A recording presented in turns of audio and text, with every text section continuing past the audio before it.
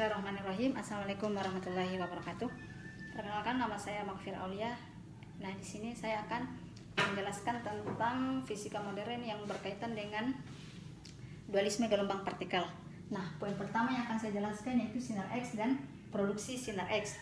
Nah, sinar X ini ditemukan oleh Röntgen pada tanggal 8 November 1895 melalui percobaan sinar katoda. Nah, sinar X di sini tersebut adalah salah satu gelombang elektromagnetik yang memiliki panjang gelombang yang cenderung pendek tetapi memiliki energi yang sangat besar. Nah, sinar X ini memiliki beberapa syarat. Adapun syarat yang pertama, harus berada dalam ruang hampa. Kemudian yang kedua, memiliki sumber elektron. Yang ketiga, memiliki energi beda potensial yang tinggi. Dan yang keempat, memiliki sasaran tumbukan. Nah, kan tadi telah saya sebutkan bahwa Röntgen itu menemukan melalui eksperimennya dari sinar katoda. Nah, jadi kita menggunakan tabung sinar katoda yang terdiri dari dua elemen yang dihubungkan oleh beda potensial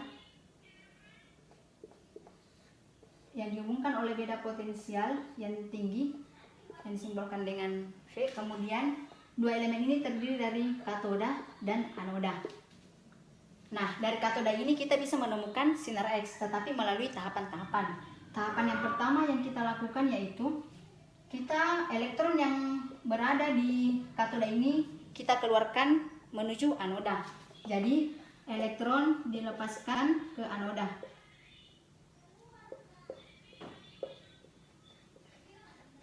Nah, setelah elektron dilepaskan dari anoda, kemudian yang kedua yaitu elektron dipercepat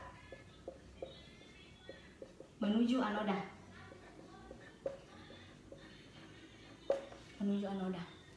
Nah, kan yang tadi tahapan pertama elektron dilepaskan ke anoda. Tetapi pada saat yang pertama ini dia kecepatannya itu sama dengan 0. Kemudian yang kedua barulah diberi kecepatan sehingga elektronnya itu dipercepat menuju ke anoda. Jadi kita menggunakan rumus yaitu V sama dengan akar 2 dikali Q kali beda potensial kali massa. Nah, karena kita di sini menggunakan elektron berarti muatannya elektron dan massanya elektron. Kemudian yang ketiga, elektron menubruk anoda. Nah, setelah elektron yang diberikan kecepatan ini menubruk anoda, maka elektron itu akan langsung kehilangan kecepatannya, yang dimana energi kinetiknya akan hilang.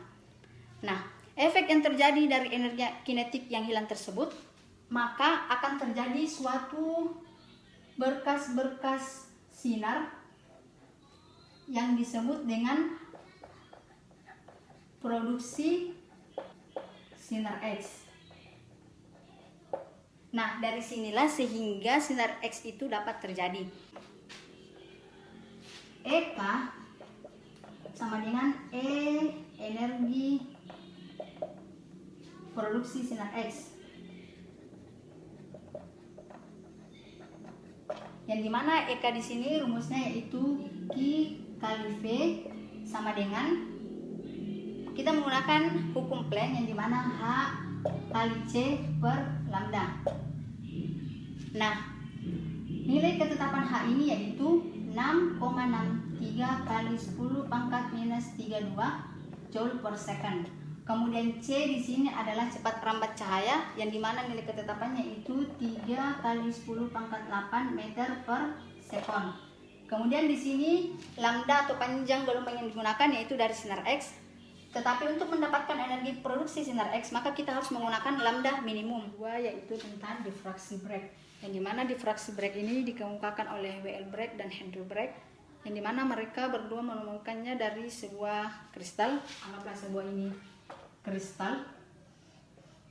Yang dimana diberikan dua sinar X yang homogen dengan panjang gelombang yang sama. Kita beri simbol AB dan DE. Nah, dari kedua sinar tersebut yang masuk ke kristal kemudian dipantulkan sehingga membentuk garis baru menjadi CB dan FE.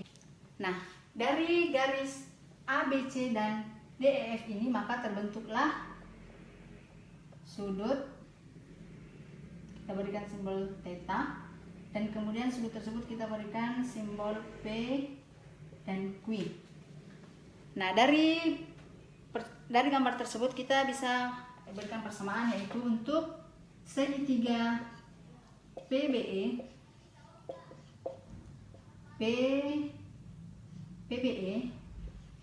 maka sin theta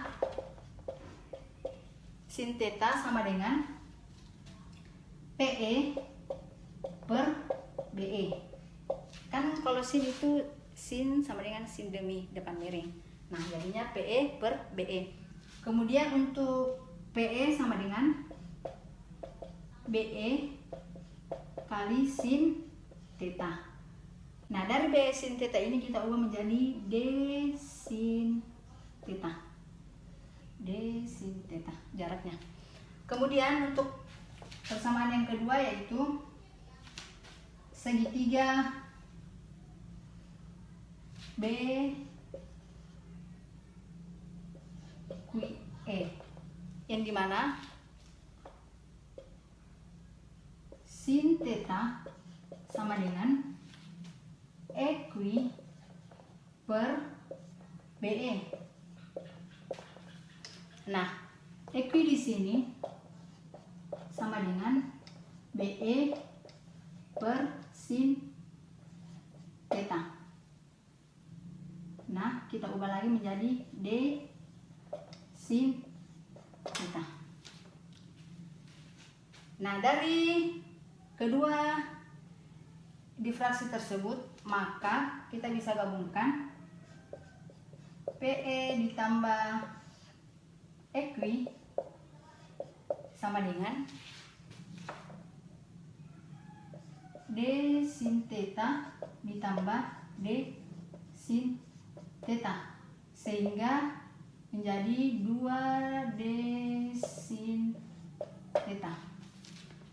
Nah, dari 2D sin theta tersebut, maka kita bisa menemukan integral persamaan gelombang, yaitu 2D sin theta sama dengan N dikali lambda, yang dimana N itu nilainya 1, 2, 3 dan seterusnya.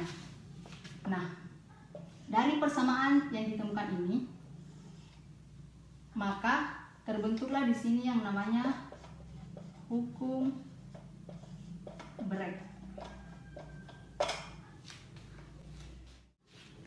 Baiklah, pada selanjutnya saya menjelaskan tentang pembahasan yang ketiga, yaitu efek Compton. Nah, efek Compton ini pertama kali dicetuskan oleh Arthur Holly Compton pada tahun 1923, yang dimana beliau melakukan percobaan di mana sebuah sinar X atau foton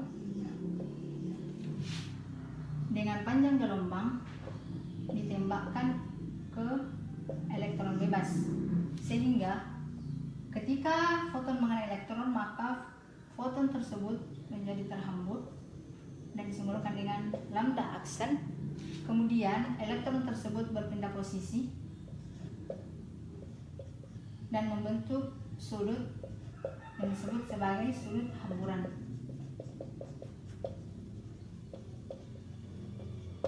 Dari gambar tersebut kita bisa mengambil persamaan, yaitu lambda aksen dikurang lambda sama dengan H per ME kali C 1 dikurang cos theta,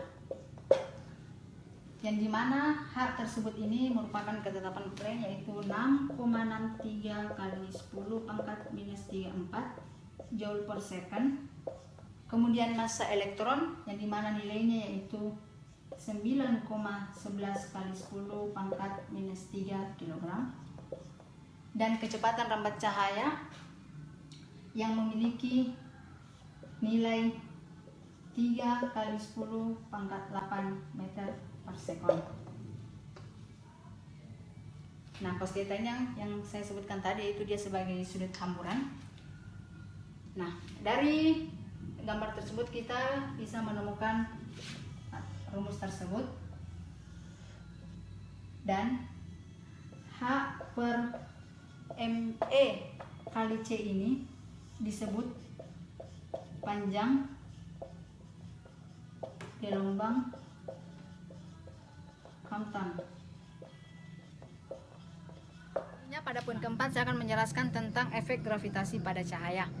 Nah, gelombang cahaya ini berasal dari gerakan materi yang mengakibatkan kelengkungan dari ruang waktu, sehingga gelombang gravitasi ini dapat dianalogikan sebagai ruang waktu yang berada dalam ruang vakum.